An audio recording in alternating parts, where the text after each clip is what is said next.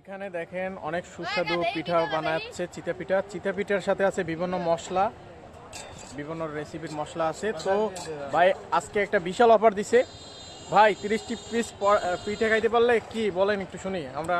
এক piece chicken free. হ্যাঁ 30 piece, মানে 30 পিস যদি এই পিঠা খাইতে পারে কেউ, তার জন্য এই এক পিস চিকেন একদম ফ্রি, তাই তো ভাই? জি ভাই, তো এটা কি শুধু আজকের জন্য নাকি? সব সময়ই থাকবে। আচ্ছা, আপনি তাহলে এটা যে কদিন আপনি পিঠা তৈরি করবেন সেই কদিনই এটা সবসময়ের জন্য আর কি থাকবে, যে 30 পিস। দেখা যাচ্ছে কোনোদিন যদি শেষ হয়ে যায় সেই দিন আসলেন, দেখা যাচ্ছে সেই দিন পাইলেন না।